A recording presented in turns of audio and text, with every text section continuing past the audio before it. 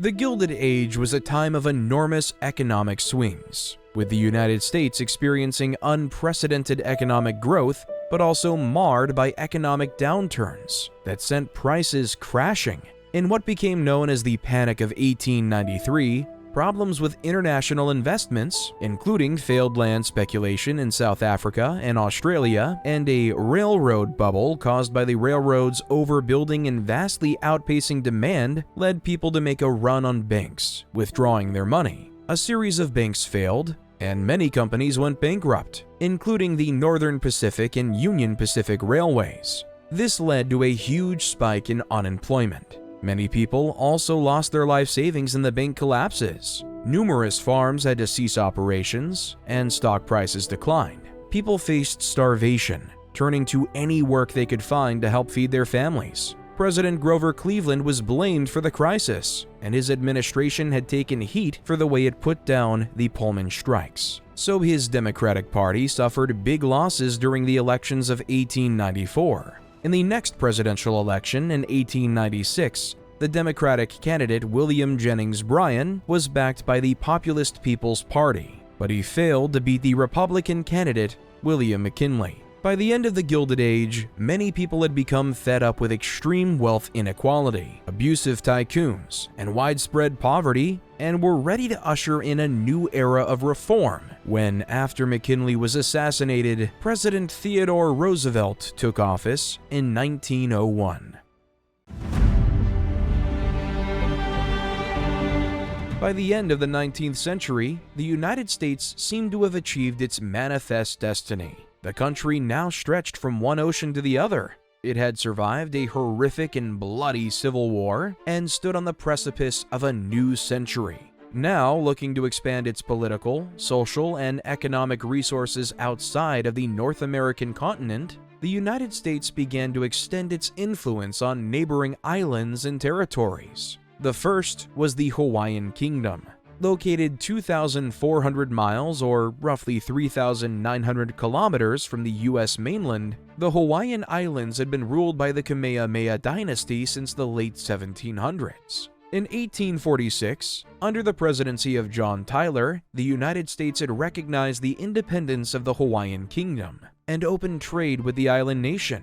Enterprising Americans also secured vast sugar plantations on the island, and American-born immigrants began to flood to Hawaii.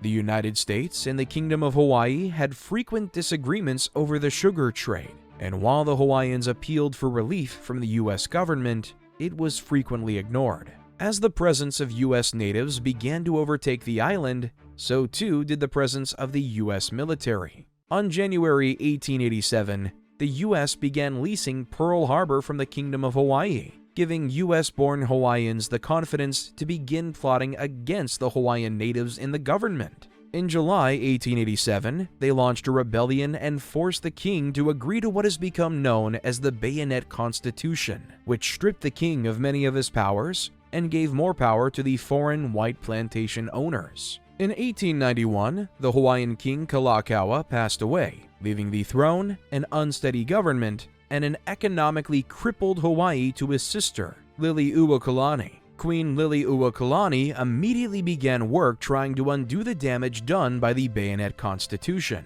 and by 1893 was preparing to organize a rewriting of the Hawaiian government. In direct contrast, the Committee of Safety, a political council of white U.S. and European-born landowners, began raising forces to once again overthrow the government. Both sides quickly mobilized troops, and the Committee of Safety declared the Queen deposed and established a provincial Republic of Hawaii, led by Sanford B. Dole.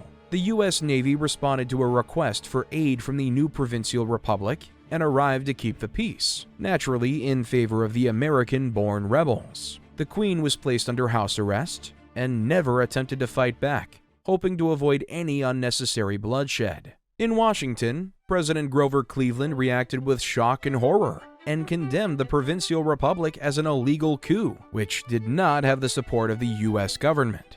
Despite this, and several inquiries into the events which had caused the coup, the Republic of Hawaii was officially declared legitimate in 1894.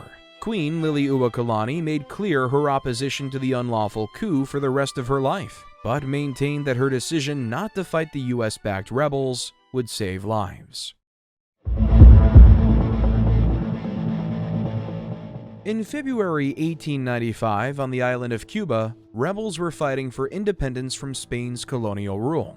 Graphic portrayals of Spain's efforts to quell the rebellion were shared by several U.S. newspapers, and among the American public, support for the rebels grew. The fighting also created economic and political instability in an area very close to the U.S., which concerned some Americans. In April 1895, Spain announced an armistice and instituted a program to give Cubans limited powers of self-government. However, the U.S. had long been interested in ridding the Western Hemisphere of European colonial powers. The U.S. saw its opportunity when an American battleship, the USS Maine, mysteriously sank while stationed in the Havana harbor on February 15, 1891, killing 268 members of the crew.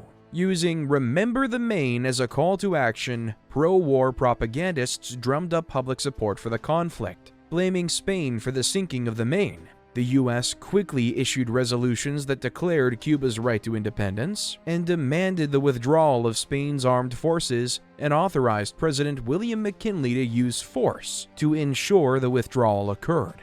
The U.S. also stated it had no intention to annex Cuba itself. The Spanish government rejected the Americans' ultimatum and immediately severed diplomatic relations with the U.S. McKinley responded with a naval blockade of Cuba on April 22, 1898, and issued a call for 125,000 military volunteers. First, U.S. forces attacked the Spanish naval squadron anchored in Manila Bay in the Spanish colony of the Philippines. The fleet was destroyed in just 2 hours, and Commodore George Dewey even paused the Battle of Manila Bay to order his crew a second breakfast. Fewer than 10 Americans were lost in this battle, while the Spanish lost almost 400.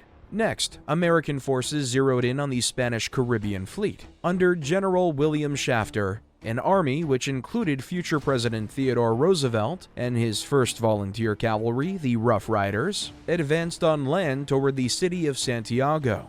The Rough Riders were instrumental in the Battle of San Juan Hill, in which they captured the hill and used it as a strategic place from which to attack the Spanish military stronghold in Santiago. The U.S. Army drove the Spanish Navy out of Santiago's port by approaching the city from multiple points. Then, the U.S. Navy proceeded to destroy Spain's ships on July 3rd, allowing for a relatively safe siege on the city. A ceasefire was signed August 12th. The U.S. military's force had so dwarfed Spain's power that future Secretary of State John Hay described the conflict as a "splendid little war." The Treaty of Paris officially ending the war was signed December 10, 1898. In it, Spain renounced its claims to Cuba, ceded Guam and Puerto Rico to the United States, and transferred the Philippines to the United States for $20 million. However, Filipinos were not happier under American control, and the Philippine-American War began in February of 1899 and lasted until 1902. 10 times more U.S. troops died suppressing revolts in the Philippines than in defeating Spain. The McKinley administration also used the Spanish-American War as a pretext to annex the independent state of Hawaii. The U.S. emerged from the war a world power with a new stake in international politics. This would soon lead the U.S. to play a determining role in the affairs of Europe and the rest of the globe. Spurred to action by the suffering caused by recessions in the late 1890s, the turn of the 20th century was characterized by a desire for change. Many people were tired of the tight alliances between powerful Gilded Age politicians and businessmen, as well as the problems caused by rapid industrialization and urbanization like the growth of slums, widespread pollution, and increased exploitation of labor. With former Vice President Theodore Roosevelt newly established in the head office after President William McKinley was assassinated, the progressives were set to transform the American landscape into something far more modern. Roosevelt, who at 43 was the youngest president in the nation's history, came into office in 1901. with enthusiasm for the public good. Unlike presidents before him, he wielded the Sherman Antitrust Act to break up monopolies, including the railroad owned by J.P. Morgan. The company, Northern Securities, controlled almost all railroad shipping across the northern U.S., and in 1902, Roosevelt went on the offense and took the matter to the Supreme Court, which sided with Roosevelt. And whereas the former president, Grover Cleveland, had sent federal troops to quell a railroad strike in the 1880s, when Roosevelt was faced with a large-scale coal miner strike in 1902, he sent representatives to serve as neutral mediator. Roosevelt easily won re-election in 1904, campaigning on his Square Deal platform of trust-busting, conserving natural resources, and protecting the consumer. Like in the Gilded Age, immigrants from Southern and Eastern Europe were continuing to arrive in the U.S. in large numbers during the Progressive Age. Between 1900 and the outbreak of war in Europe in 1914, more than 13 million immigrants arrived. This meant the issues of slums and tenements that were so prevalent during the Gilded Age were only growing. The progressives, who were mostly middle-class, white social reformers, saw the urban poor as a social concern. As early as 1889, reformers Jane Addams and Helen Gates Starr opened Hull House in Chicago, one of the first social settlements in North America. It provided social services, including early child education and adult education, to poor immigrants. Progressive activists each had certain issues they felt were more important to address, so reform movements were a patchwork of efforts that covered a wide swath of social ills. Some progressive reformers sought to expand the powers of government to rein in the negative aspects of capitalism. Companies could no longer simply operate unregulated with the advent of state factory inspectors and public health bureaus, which were tasked with minimizing unsafe working conditions, stopping poisoned food from being sold, and tamping down on contagious diseases. One event that prompted greater corporate regulation was the Great Molasses Flood of 1919, which occurred in Boston when a tank containing 2.3 million gallons of molasses exploded and sent a wave of the sticky molasses through the streets of the city. The wave was said to move at up to 35 miles per hour and be up to 25 feet tall.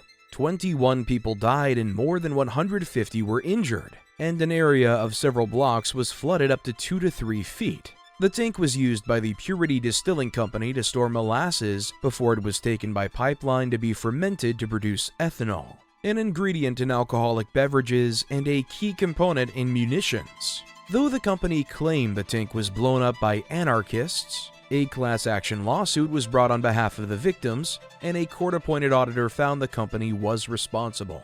It was one of the first class action lawsuits in Massachusetts and provided cash payments to the families of victims.